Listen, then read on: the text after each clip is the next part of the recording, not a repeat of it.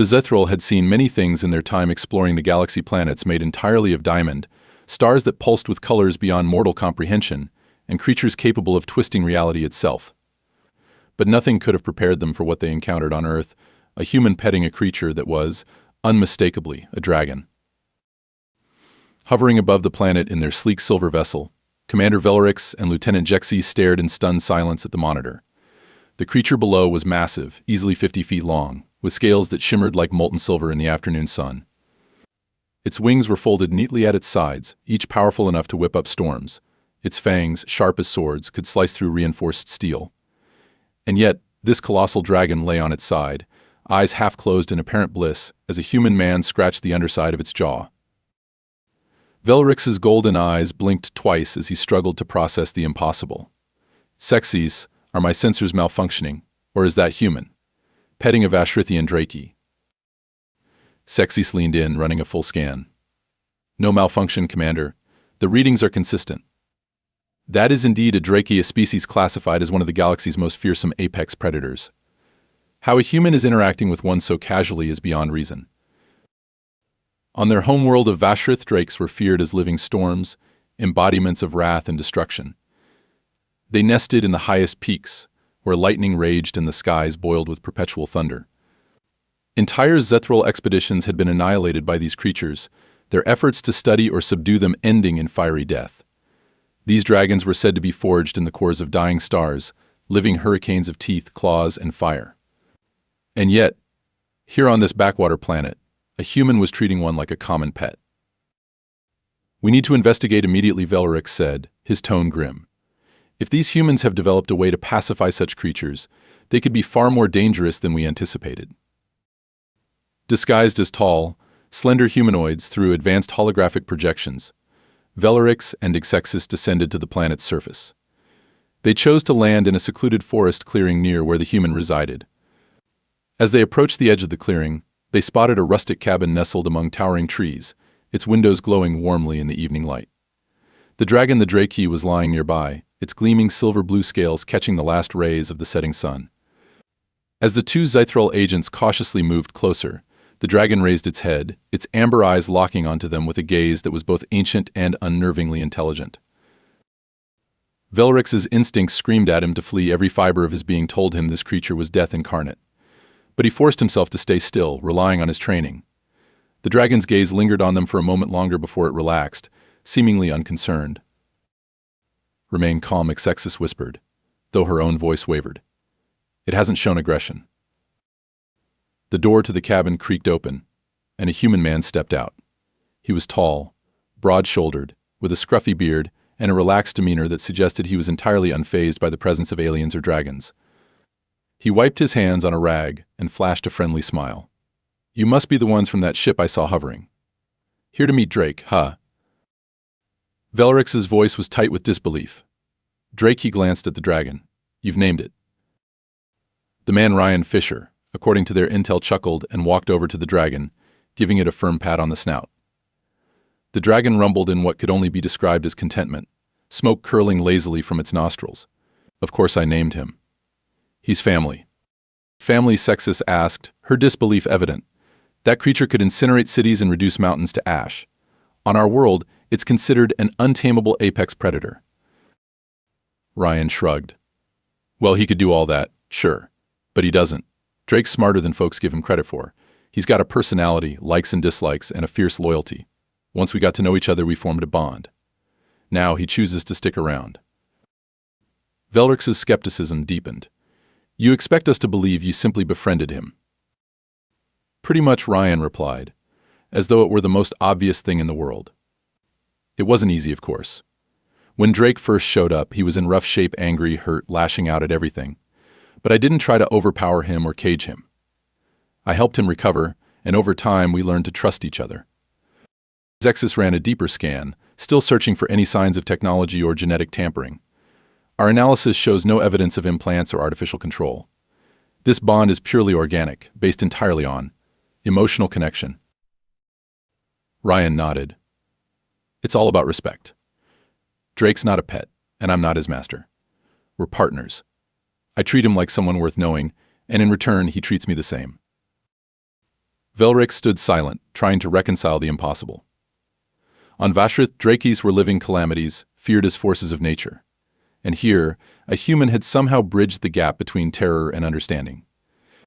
If this was true, it meant that humanity had unlocked a secret that could upend the very dynamics of power in the galaxy. Determined to learn more, Velrix and Xexis decided to observe Ryan and Drake over several days. They watched as Ryan and his dragon companion went about their lives in a rhythm that seemed almost effortless. Despite the dragon's overwhelming power, there was a kind of gentleness in the way it interacted with Ryan. The creature would follow him around the property, even assisting with tasks like gathering firewood or chasing away the occasional predator.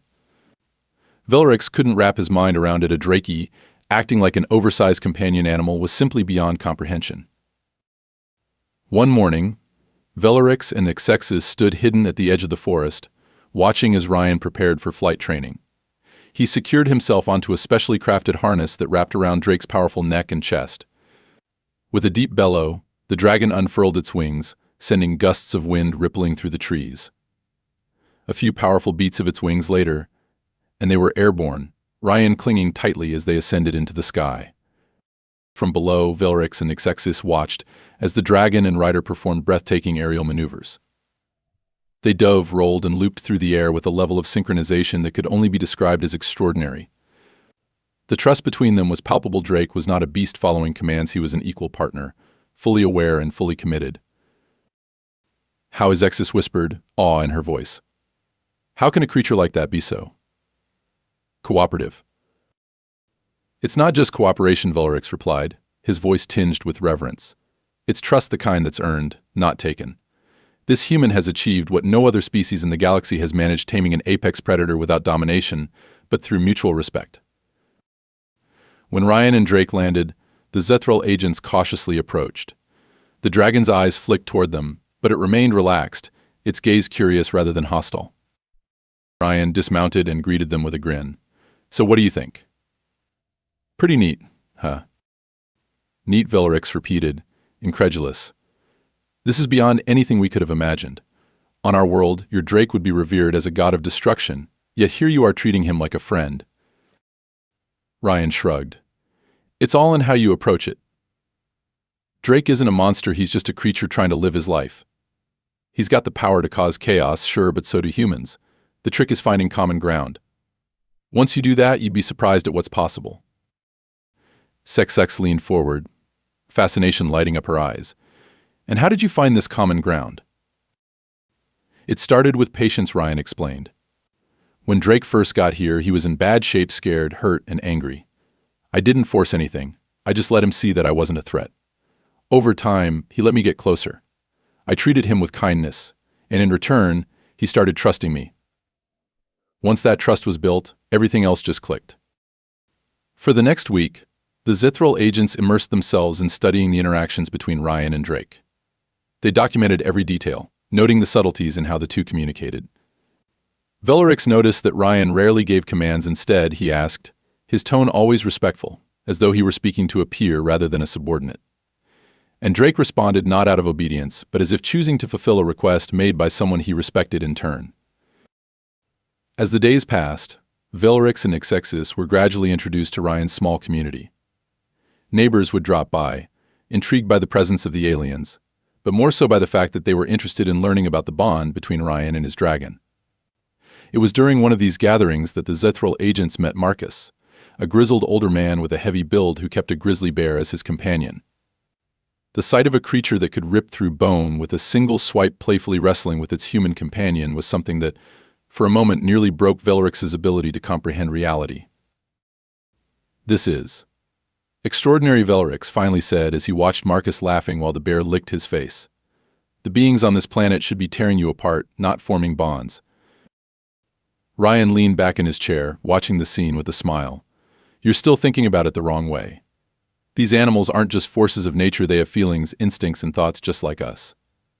The key isn't to dominate them, but to earn their trust." Xexis was still in disbelief, analyzing everything with the meticulousness of a scientist trying to solve an unsolvable puzzle. But this trust, it goes against everything we understand about survival. In every system we've encountered, predators dominate through strength and intimidation. "That's true." Ryan agreed, but strength doesn't always mean brute force. Sometimes strength is knowing when not to use it. When Drake and I first met, he could have torn me to pieces. But he didn't because I showed him I wasn't a threat. I showed him I could be a friend. Someone who respected him and didn't want to control him. The discussions continued late into the night. The group gathered around a bonfire as the dragon rested nearby, its eyes glowing faintly in the dark. Velrix found himself torn between fascination and disbelief. For centuries, the Zithril had viewed strength as the ultimate currency in the galaxy, the key to domination and survival. Yet here, on this unremarkable planet, a new truth was emerging: strength could also lie in connection, in mutual respect and cooperation. It wasn't long before the Zithril High Council decided to escalate their study. If the humans had truly discovered a way to tame creatures like dragons without violence or control, it was a knowledge too valuable to ignore. They proposed a more in-depth study, one that involved taking Ryan and Drake to a Zithril research station in neutral space, a facility designed to house and study apex predators from across the galaxy. When the offer was presented to Ryan, he was hesitant. "I'm not about to take Drake anywhere that would cage him or treat him like some lab experiment." Velrix quickly assured him, "No cages, no restraints. We only wish to observe and learn. Your methods could change how the galaxy interacts with the most dangerous creatures. It could lead to a new era of coexistence." Ryan exchanged a look with Drake. The dragon, as if understanding the conversation, let out a low rumble and nodded. "All right, we'll do it. But I'm holding you to your word, no funny business. Drake's my partner, not my prisoner." Preparations were quickly made, and within a day, Ryan and Drake were traveling through space aboard the Zithril vessel. The ship's crew was tense, especially those who had seen the footage of what Drakes were capable of. But to their surprise, Drake was calm, even curious, as he explored the vessel. The sight of a dragon casually walking down polished metallic corridors, its claws clicking against the floor, was something the crew would never forget. The research station they arrived at was a massive structure orbiting a barren moon. The facility was state-of-the-art, equipped with advanced laboratories, observation decks, and expansive habitats where dangerous creatures were studied. When Ryan and Drake arrived, the Zithril scientists were eager to begin their research. But Drake had other plans. The moment they docked, Drake spread his wings and soared out of the station, circling the structure with awe-inspiring grace. The scientists panicked, scrambling to reinforce containment protocols, but Ryan remained relaxed. "Calm down," he said, watching Drake glide through space. "He's just stretching his wings. He'll come back when he's ready." Sure enough, after a few minutes of soaring through the void, Drake returned and settled on one of the station's landing pads, curling up like a contented cat. The Zithril researchers were stunned. No creature they'd brought to the station had ever shown such nonchalance in an unfamiliar environment. Velrix led Ryan and Drake on a tour of the station, showing them the various habitats where other apex predators were housed. They saw colossal tanks filled with water-breathing leviathans, jungles teeming with creatures whose claws could slice through starship hulls, and aviaries where winged beasts competed for dominance. Ryan took it all in with a thoughtful expression. "You've got some impressive creatures here, but they're stressed out. You're keeping them in controlled environments, trying to measure and manage every aspect of their behavior. That's not how you build trust." Zexus raised an eyebrow. "You're suggesting our approach is fundamentally flawed." "I'm saying if you want them to cooperate, you need to stop treating them like problems to be solved," Ryan replied. "You have to let them be themselves, let them make choices. That's how you build real relationships." The scientists were skeptical, but they agreed to give Ryan's methods a try. Over the next few weeks, they made small changes to how they interacted with the creatures. Instead of imposing strict controls, they allowed the animals more freedom, gave them space, and introduced elements of their natural environments.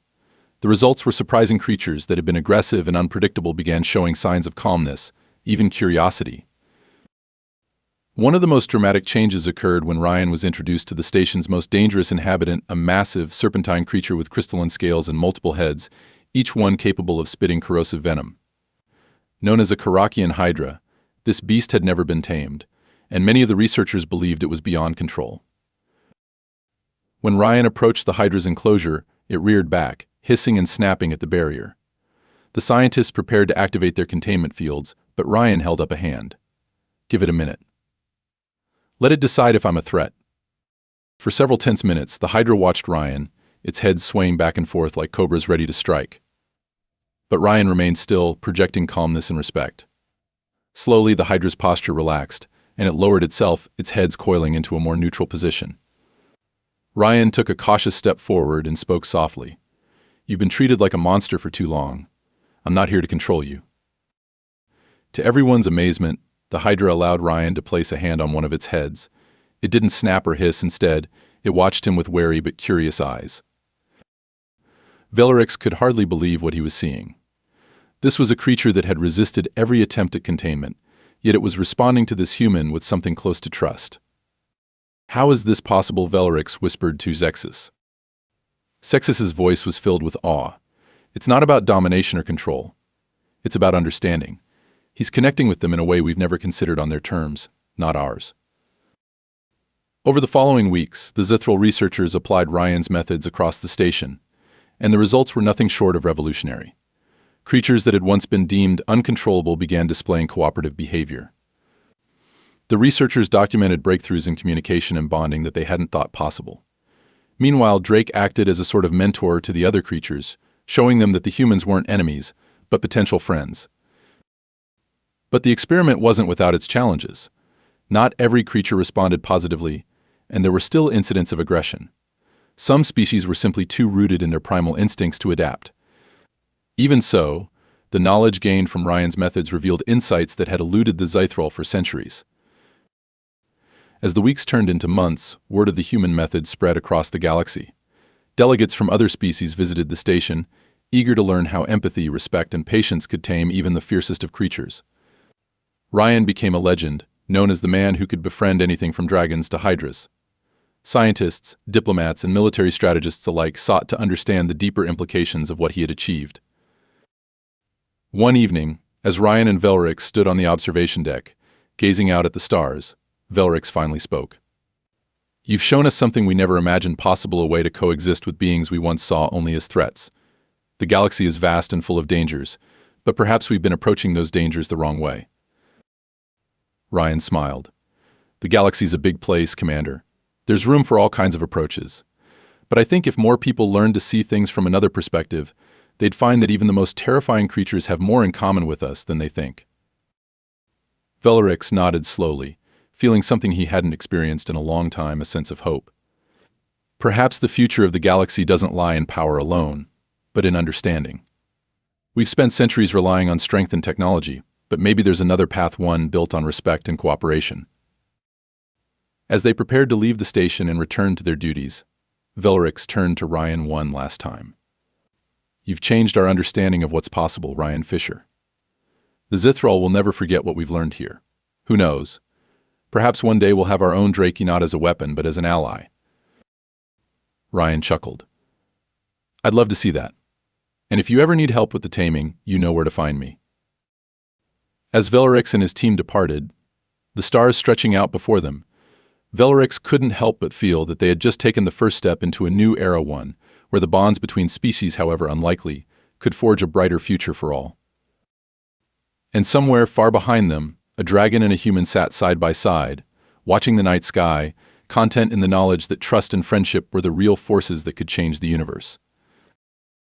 But this was just the beginning. As the Zithral returned home, new opportunities for exploration opened up. A council of intergalactic species, impressed by what the humans had achieved, began reaching out to study the human method. Ryan and Drake were invited to multiple worlds, some teeming with sentient flora, others where civilization was built upon creatures like Drake, revered as ancient guardians.